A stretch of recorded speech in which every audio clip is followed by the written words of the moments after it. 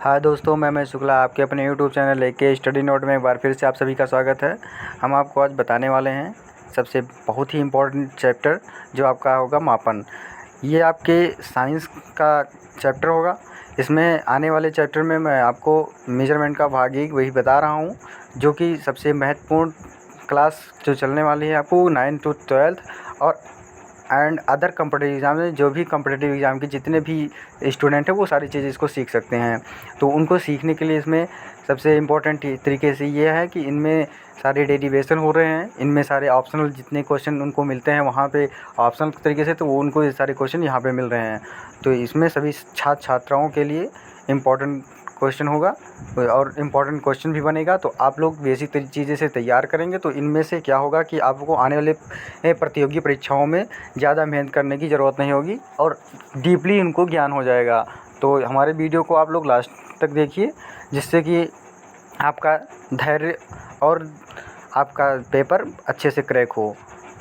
तो चलिए मैं आपको अपने टॉपिक की ओर लेकर चलता हूँ, जो आपका मेन टॉपिक होगा। टॉपिक मैं अच्छे तरीके से बताने वाला हूँ, आप लोग ध्यान से देखिए हमारे वीडियो को। और टॉपिक जो भी आपको नहीं आ रहा है मैं उसको आज इस वीडियो से मैं क्लियर कर दूँगा कि क्या क्या आता है और किस तरीके से आपको याद करना है। तो ये चीज़ें आपको साइंस के हमारे इस वीडियो में आपको सारी चीज़ें मापन का जितना भी क्वेश्चन होता है वो सारे इसमें से आपको मिल जाएगा।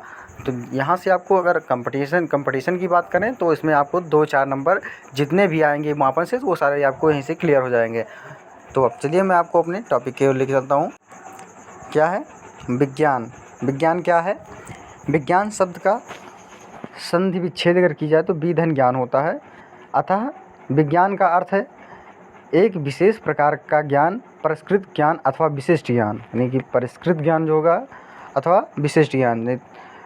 शब्द साइंस शब्द की उत्पत्ति लैटिन भाषा के शब्द स्कायर से हुई है, जिसका अर्थ है जानना। इसका अर्थ क्या होता है? जानना। इसको इंग्लिश में मैंने लिखा है टू नाउ, परंतु साइंस शब्द का अर्थ में ही प्रयुक्त होता है। हम अपने चारों ओर की सृष्टि का ज्ञान अपने ज्ञानेंद्रियों द्वारा प्राप्त करते हैं, परंतु यह आवश्यक नहीं है कि सूक्ष्म वस्तुओं के विषय में हम सीधे ही अपने ज्ञानेंद्रियों से ज्ञान प्राप्त हो जाए। सूक्ष्म वस्तुओं का ज्ञान प्राप्त करने के लिए सूक्ष्मग्राही यंत्रों का उपयोग किया जाता है। अब प्रश्न उठता है कि ज्ञान का विज्ञान से ही क्या संबंध है? इम्पोर्टेंट है, यहाँ से आपको जानने की ज़रूरत है। वास्तव में दे रखा है प्राकृतिक घटनाओं का अध्ययन करना तथा उन घटनाओं का आपस में संबंध ज्ञात करने का नाम ही विज्ञान है।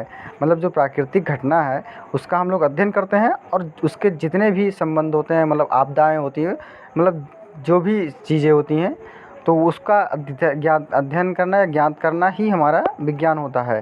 जैसे विज्ञान का क्षेत्र अत्यंत विशाल है। अध्ययन की सुविधा है विज्ञान को विभिन्न शाखाओं में बांटा गया है। जैसे भौतिक विज्ञान, रसायन विज्ञान, जंतु विज्ञान, वनस्पति विज्ञान, भूगर्भ विज्ञान, उसके में कंप्यूटर विज्ञान, खगोलीय विज्ञान इत्यादि। ये सारी चीज़ें हमारे विज्ञान हैं।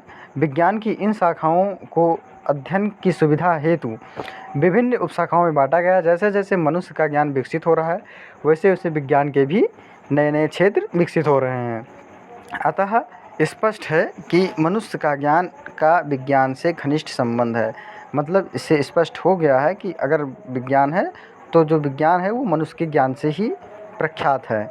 तो भौतिक विज्ञान यानी कि दूसरा आपका जो है इम्पोर्टेंट है, यानी कि फिजिकल साइंस इम्पोर्टेंट है। यानी कि बहुत लोग पूछ लेते हैं कि भौतिक विज्ञान क्या है, तो आप लोग तभी जानेंगे जब इसको आप पढ़े रहेंगे कि भौतिक विज्ञान क्या है। तो ये चीज़ें आपको जानने की ज़रूरत है। तो आपको मैं बता रहा हूँ इस समय। विज्ञान की वह शाखा जिसमें ऊर्जा के विभिन्न स्वरूप, विज्ञान की वह शाखा जिसमें ऊर्जा के विभिन्न स्वरूपों तथा द्रव्य व ऊर्जा के बीच अन्योन्य क्रियाओं का अध्ययन किया जाता है, भौतिक विज्ञान कहलाता है। उनके बीच के जितने भी क्रिया हैं और उनके भी जितने पार्ट्स हैं उनका अध्ययन करना ही हमारा भौतिक विज्ञान कहलाता है। नेक्स्ट क्या है आपका? द्रव्य यानी मैटर। द्रव्य क्या है? वह वस्तु जो स्थान घेरती है, यानी कि जिसमें द्रव्यमान होता है, जिसका अनुमान यानी अनुभव या अनुमान प्रत्यक्ष अथवा अप्रत्यक्ष रूप से हम अपनी ज्ञानेंद्रियों द्वारा कर सकते हैं। जैसे द्रव्य कहलाती है। जैसे क्या होता है? लोहा हो गया, पत्थर हो गया, आपका सोना हो गया, वायु हो गया, परमाणु हो गया तथा इलेक्ट्रॉन आदि सभी द्रव पदार्थ हैं। तो ये चीज़ें आपके द्रव्य हैं, यानी मैटर जिसे हम कहते हैं। उसके बाद में फिर आपका ऊर्जा यानी एनर्जी। ऊर्जा एक भौतिक राशि है, इम्पोर्टेंट है ये क्वेश्चन है। यानी कि अगर क्वेश्चन बन रहा है कि ऊर्जा क्या है, कौन सी ऊर्जा कौन सी राशि है, तो आप लोग जब इसको पढ़ेंगे कि ऊर्जा एक हमारी भौतिक राशि है, तो आपको इम्पोर्टेंट तरीके से आपको ये इम्पोर्टेंट क्वेश्चन आपका फर्स्ट क्वेश्चन मिल जाएगा। तो ये कॉम्पिटिटिव एग्ज़ाम के लिए ही इम्पोर्टेंट है, यानी कि सारे एग्ज़ामों के लिए मेरी वीडियो आप लोग को इम्पोर्टेंट तरीके से रामबाण की तरह, दवा की तरह काम करेगी ये। तो इसमें ना तो द्रव्यमान होता है और ना ही यह स्थान घेरती है। मतलब इसमें ना तो द्रव्यमान होता है, जैसे द्रव की तरह पहले द्रव्य में द्रव्यमान होता है और ऊर्जा में द्रव्यमान नहीं होता है, और ना ही यह स्थान घेरती है। किसी भी कार्य करने के लिए ऊर्जा की आवश्यकता होती है। मतलब हम लोग कोई भी कार्य करते हैं तो उसकी ऊर्जा और उसकी आवश्यकता ऊर्जा होती है। जैसे ऊष्मा, प्रकाश, विद्युत धारा तथा ध्वनि आदि ऊर्जा के विभिन्न रूप हैं। ऊर्जा का मूल मात्रक जो आपका होगा वो जूल होगा, इम्पोर्टेंट है, और अथवा कैलोरी होता है। तो ये चीज़ें आप ध्यान से देखिए, ये आपका बन गया। अगर ऊर्जा का मात्रक पूछा गया तो जो है जूल बताइए, चाहे कैलोरी बताइए। पहले यह समझा जाता था कि ऊर्जा का द्रव्य कोई संबंध नहीं है, परंतु आइंस्टीन नामक वैज्ञानिक ने अपनी खोज से यह सिद्ध किया कि द्रव्य तथा ऊर्जा मूल रूप से एक ही राशि हैं। उनकी परस्पर एक दूसरे में परिवर्तित किया जाता है। मतलब अर्थात द्रव्य को ऊर्जा में तथा ऊर्जा को द्रव्य में, ये इम्पोर्टेंट है। यानी कि अगर बात की जाए तो द्रव्य को ऊर्जा में हम लोग कन्वर्ट कर सकते हैं तथा ऊर्जा को द्रव्य में कन्वर्ट कर सकते हैं। तो ये चीज़ें आपको इम्पोर्टेंट है। यानी कि द्रव्य और ऊर्जा जब बात की जाए तो इसको उसमें हम कन्वर्ट कर देंगे, यानी कि बदल सकते हैं, और इसको हम इसमें बदल सकते हैं। तो ये दोनों लोग आपस में एक ही ऊर्जा है, एक ही सिस्टम है इसके, मतलब एक ही पदार्थ हैं। बात करी जाए तो ये एक ही राशि हैं, यानी कि दोनों सेम रेस राशि मानी जाती हैं। इसका भी और इसका, यहाँ से आप लोगों को क्लियर किया जाएगा। तो नेक्स्ट वीडियो पे है, नेक्स्ट वीडियो पे है मापन तथा मात्रक, क्या कहेंगे, मेजरमेंट एंड यूनिट। अब लॉर्ड केल्विन के कथनानुसार, यानी कि लॉर्ड केल्विन ने क्या कहा है यहाँ पे, भौतिक विज्ञान मापन का विज्ञान है। ये जो भौतिक विज्ञान इन्होंने बताया है, इन्होंने मापन यानी कि जो चीज़ नापने की बात है वहाँ पे इनका ये इन्होंने भौतिक विज्ञान बताया है।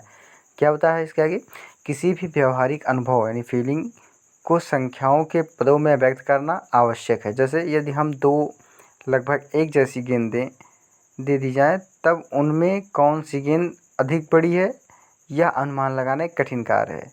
हम उनके बारे में अनुमान अपनी ज्ञानेंद्रियों द्वारा लगा तो सकते हैं, परंतु यह अनुमान ठीक ही हो या आवश्यक नहीं है। इसी कारण छोटे बड़े का सही पहचान तथा ठंडे गर्म की सही पहचान करने के लिए मापन यानी मापतौल की आवश्यकता होती है। वास्तव में मापन मापतौल ही विज्ञान का आधार माना गया है।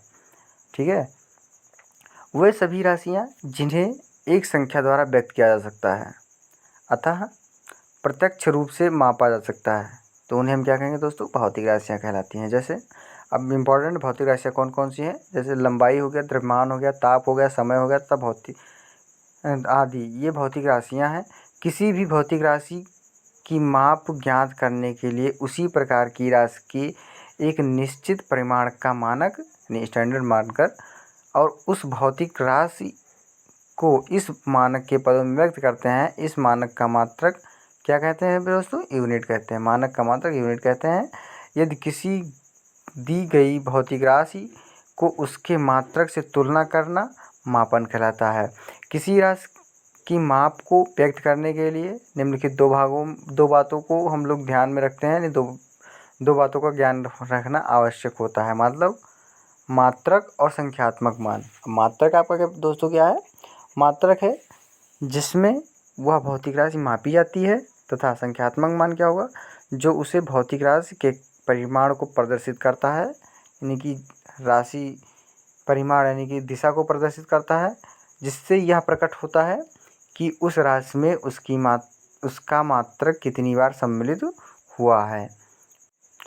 उदाहरण की बात करें तो यदि किसी छड़ की लंबाई 10 मीटर है, तो इसका अर्थ है कि लंबाई नापने का मात्रक तो मीटर है, तथा छड़ की लंबाई में 10 बार सम्मिलित है। तो फार्मूला आपका यहाँ पे दे रखा है, इम्पोर्टेंट है, यहाँ पे आपका फार्मूला दे रखा है, किसी राशि का परिमाण संख्यात्मक मान गुणे मात्रक। यदि लंबाई का मात्रक सेंटीमीटर में अगर हम चेंज करें तो यहाँ पे आपका 10 है, 10 सेंटीमीटर यानी कि 10,000 मिलीमीटर होगा। इसमें स्पष्ट होता है कि किसी राशि का मात्रक जितना छोटा होगा उसका संख्यात्मक मान उतना ही बड़ा होगा। अतः यानी कि ये इम्पोर्टेंट है, अतः किसी भौतिक राशि का संख्यात्मक मान उसके मापन में प्रयुक्त मात्रक के परिमाण के व्युत्क्रमानुपाती होता है। इम्पोर्टेंट है। और आपका जो चौथा नंबर है, मापन की विभिन्न प्रणालियाँ, यानी कि जो मापन की प्रणाली है, डिफरेंट सिस्टम ऑफ मेजरमेंट। तो दोस्तों क्या है पहला हमारा, मीटर किलोग्राम सेकंड प्रणाली। इस प्रणाली में लंबाई का मात्रक मीटर होता है। यदि मीटर द्रव्यमान का मात्रक किलोग्राम तथा समय का मात्रक सेकंड होता है। इस प्रकार है, मतलब इस प्रणाली के लंबाई का मात्रक मीटर का द्रव्यमान होता है, इस लंबाई का मात्रक मीटर होता है। व्युत्पन्न राशि की बात करें, वह भौतिक राशियाँ जो मूल राशियों की सहायता से प्राप्त होती हैं व्युत्पन्न राशियाँ कहलाती हैं। जैसे क्षेत्रफल हो गया, आयतन हो गया, दाब हो गया, चाल हो गया आदि व्युत्पन्न राशियाँ, क्योंकि ये मूल राशियों से प्राप्त होती हैं। इंपॉर्टेंट था। अब आपका आ गया मूल मात्रक तथा व्युत्पन्न मात्रक, फंडामेंटल ऑफ ड्राइव यूनिट। मूल मात्रक मूल राशियों को व्यक्त करने के लिए उपयोग में लाए जाने वाले मात्रकों को ही मूल मात्रक कहते हैं। ये मात्रक पूर्णतः स्वतंत्र होते हैं तथा इन्हें परस्पर संबंधित नहीं किया जा सकता है। इस प्रकार मूल राशियाँ जैसे लंबाई, द्रव्यमान, समय, ताप, जो तीव्रता, विद्युत धारा तथा पदार्थ की मात्रा के मात्रक क्रमशः, इनके मात्रक क्या होंगे, क्रमशः क्या है, मीटर है, यानी कि लंबाई का मीटर, द्रव्यमान का किलोग्राम, समय का सेकंड, ताप का केल्विन और जो तीव्रता का केंडला और विद्युत धारा का एम्पियर होता है तथा पदार्थ की मात्रा का मोल होता है। ये मात्रक मूल मात्रक कहलाते हैं। इन्हें क्रमशः LMT, थीटा और कैंडेला और उसके बाद में फिर एम्पियर तथा मोल में निरूपित किया जाता है। व्युत्पन्न मात्रक क्या होता है, व्युत्पन्न राशियों को व्यक्त करने के लिए उपयोग में लाए जाने वाले मात्रकों को व्युत्पन्न मात्रक कहते हैं। जैसे क्षेत्रफल की व्युत्पन्न मात्रक मीटर स्क्वायर हो गया, फिर आयतन का व्युत्पन्न मात्रक मीटर क्यूब, घनत्व का व्युत्पन्न मात्रक किलोग्राम प्रति मीटर स्क्वायर, मीटर क्यूब होगा। 7वां नंबर आपका क्या है, SI प्रणाली। इंपॉर्टेंट है आपका। SI प्रणाली क्या है आपकी, SI प्रणाली में दे रखा है आपका, वर्तमान में मूल मात्रकों को व्यक्त करने के लिए एक संपूर्ण विश्व में मीटर, किलोग्राम यानी MKS पद्धति अपनाई जा रही है। इस प्रणाली का ही विस्तृत रूप SI प्रणाली है। इसे अंतर्राष्ट्रीय प्रणाली अथवा अंतर्राष्ट्रीय मात्रक यूनिट भी कहा जाता है या मात्रक पद्धति भी कहते हैं। अंतर्राष्ट्रीय पद्धति SI सिस्टम में 7 मूल मात्रक तथा 2 पूरकों को सम्मिलित किया गया है। 7 मूल मात्रक कौन कौन से दे रखे हैं आपके, इस SI प्रणाली में 7 मूल राशियों जो का होगा लंबाई, द्रव्यमान, समय, विद्युत धारा, ताप, जो तीव्रता तथा पदार्थ की मात्रा के मात्रक क्रमशः metre, kilogram, second, ampere, kelvin, candela तथा मोल। इन मात्रकों को ही मूल राशियों के मूल मात्रक कहते हैं। अब 2 पूरक हमारे कौन कौन से हैं, इंपॉर्टेंट क्वेश्चन है आपके लिए। मूल मात्रकों के अतिरिक्त 2 पूरक मात्रक जो आपके हैं वो रेडियन है और दूसरा कौन सा, स्टेरेडियन भी है। इनमें रेडियन का कोण का मात्रक तथा स्टेरेडियन घन कोण का अथवा ठोसीय घन कोण का मात्रक अतः कोण तथा धन कोण दोनों पूरक राशियां हैं। इम्पोर्टेंट था आपके लिए। फिर उसके बाद में आपका था मूल मात्रकों के मानक, स्टैंडर्ड ऑफ फंडामेंटल यूनिट। मानक मात्रक MKS अथवा SI पद्धति में लंबाई का मात्रक मीटर, प्लेटिनम इसकी परिभाषा इस प्रकार दी गई कि पेरिस अथवा निकट सेवर्स में 0 डिग्री सेल्सियस पर रखी हुई प्लेटिनम यानी इरीडियम 90% प्लेटिनम तथा 10% इरीडियम की क्षण पर बने दो चिन्हों के बीच की दूरी एक मानक मीटर कहलाती है। चूँकि इनका मानक नष्ट हो सकता है परंतु दोबारा नहीं बनाया जा सकता, इसलिए 1960 में अंतर्राष्ट्रीय विज्ञान सम्मेलन में वैज्ञानिकों ने मानक मीटर को प्रकाश की तरंगों के पदों में व्यक्त किया। इस परिभाषा के अनुसार एक मानक मीटर वह दूरी है जो शुद्ध क्रिप्टन यानी कि 86 क्रिप्टन 86 में उत्सर्जित होने वाले नारंगी रंग के प्रकाश की तरंगदैर्घ्य 1650,763 गुना है। 1 मीटर बराबर 16,50,736.73 क्रिप्टन 86 के नारंगी रंग के प्रकार की तरंगदैर्घ्य है, यानी कि मानक किलोग्राम। MKS अथवा SI पद्धति द्रव्यमान का मात्रक किलोग्राम तथा मानक किलोग्राम के परिभाषा इस प्रकार दी कि पेरिस के निकट ने सेवर्स में 0 डिग्री सेल्सियस पर रखे प्लेटिनम इरीडियम धातु के एक विशेष बेलन अथवा टुकड़े का द्रव्यमान 1 मानक किलोग्राम माना गया है। व्यवहार में 4 डिग्री सेल्सियस ताप सामान्य वायुमंडलीय दाब पर 1 लीटर 1000 घन सेंटीमीटर अथवा 10⁻³ मीटर क्यूब शुद्ध जल का द्रव्यमान 1 किलोग्राम होता है। परमाणु संकेत पर कार्बन 12C यानी कार्बन 12 C6H12O11 यानी कि C6H12 के अनुसार 5.188 परमाणु के द्रव्यमान को एक मात्रक किलोग्राम कहते हैं। मात्रक क्या है? 6c² के 5 cos थीटा 0 188 × 10⁻25 यानी परमाणु का द्रव्यमान। तो ये सारी चीज़ें थी आपको जानने के लिए, यानी कि क्या वो मानक किलोग्राम आपका। नेक्स्ट क्वेश्चन क्या है? मानक द्रव्यमान, मानक सेकंड। मापन के तीनों प्रणालियों को में समय का मात्रक सेकंड है। मानक सेकंड के परिमाण सौर दिवस के आधार पर की जाती है। किसी स्थान पर जब सूर्य अधिकतम ऊंचाई पर होता है, जब किसी भी वस्तु की छाया सबसे छोटी होती है, इससे धन को उस स्थान पर मध्याह्न अथवा दोपहर खाया जाता है।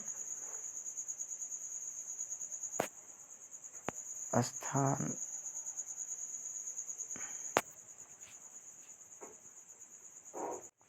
अगले माध्यम तक के समयांतराल को एक सौर दिवस कहा जाता है। पृथ्वी सौर दिवस में अपनी धुरी पर एक पूर्ण चक्कर लगाती है और इस सौर दिवस का मान प्रतिदिन बदलता रहता है, अर्थात पूरे वर्ष एक समान नहीं रहता। अतः वर्ष भर के सारे सौर दिवसों के समय को जोड़कर वर्ष भर के दिनों की संख्या में भाग देने पर एक सौर दिवस का औसत समय निकल जाता है, जिसे माध्य और दिवस कहते हैं।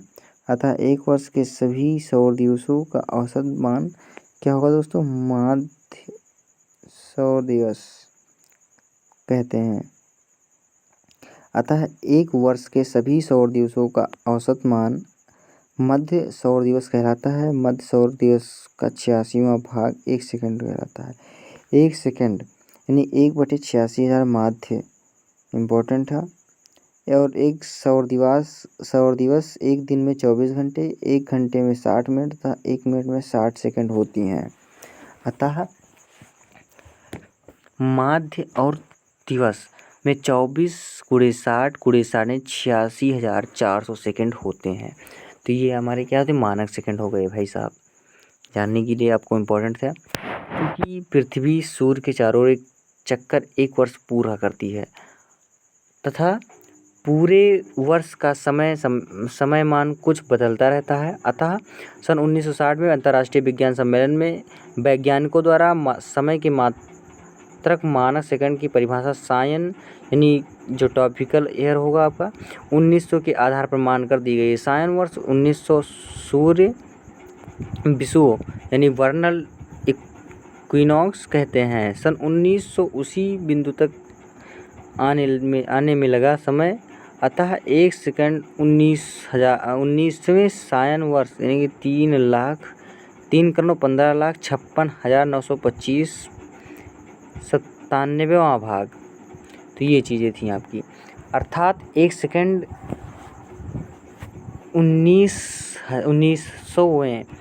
19वें सायन वर्ष का इतनावां भाग होता है, यानी कि 1/31,55,69,25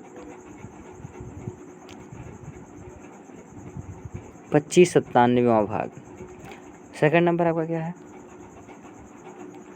सन 1967 में अंतर्राष्ट्रीय विज्ञान सम्मेलन में वैज्ञानिकों द्वारा मानक सेकंड की परिभाषा इस प्रकार दी गई। 1 सेकंड वह समय अंतराल जिसका परमाणु घड़ी यानी कि एटॉमिक घड़ी एटॉमिक क्लॉक में सीजियम 133 परमाणु इतना 9, 19, 26, 317, 70 बार कंपन करती है। एम्पेयर क्या है?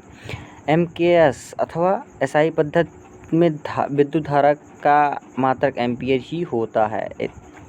तारों में प्रवाहित होने पर इसके तार पर प्रत्येक लंबाई तारों में 2 × 10⁻⁷ न्यूटन का बल उत्पन्न करता है। केल्विन आपका क्या होगा? एमकेएस अर्थात एसआई पद्धति में ताप का मात्रक केल्विन है। इसकी परिभाषा इस प्रकार दी गई है कि सामान्य वायुमंडल दाब पर गलते हुए बर्फ के ताप तथा उबलते हुए जल के ताप के अंतर के 100वें भाग को 1 केल्विन कहते हैं। इसे के से प्रदर्शित करते हैं। इम्पोर्टेंट था, ये परिभाषा आपको याद करने की ज़रूरत है।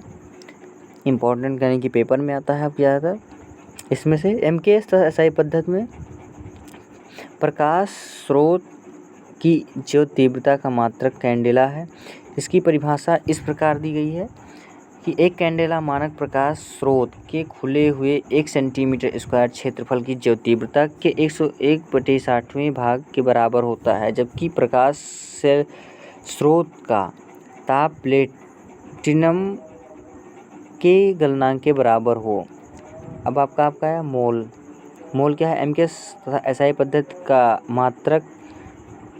मात्रा का मात्रक मोल है। इसकी परिभाषा इस प्रकार दी गई है। 1 मोल किसी पदार्थ का वह मात्रा है जिसमें उस पदार्थ का अवयव परमाणुओं अथवा अणुओं की वह संख्या हो जितनी कार्बन 12 परमाणुओं की संख्या होती है। नंबर 9 क्या होगा आपका? लंबाई, द्रव्यमान व समय के अन्य मात्रक। अब आप क्या आ गया? लंबाई के अन्य मात्रक। एमकेएस पद्धति में लंबाई का मात्रक मीटर होता है, परंतु भौतिकी में अत्यंत छोटी लंबाइयों को व्यक्त करने के लिए मीटर के छोटे गुणकों जैसे डेसीमीटर, सेंटीमीटर आदि तथा बड़ी लंबियों को व्यक्त करने के लिए मीटर को बड़े गुणकों जैसे डेकामीटर, किलोमीटर आदि में प्रयोग किया जाता है। लंबाई में कुछ अन्य महत्वपूर्ण मात्रक निम्नलिखित हैं।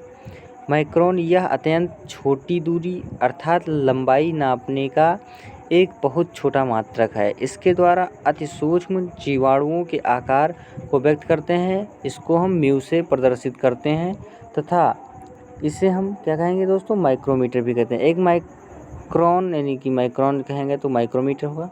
1 मीटर का 10 लाखवां भाग होता है, अर्थात 1 म्यू यानी 1 माइक्रोन बराबर क्या होगा? 1/10 लाख मीटर नहीं 10⁻6 मीटर, अतः 1 माइक्रोन में 10⁻6। एंगस्ट्रॉम क्या होगा?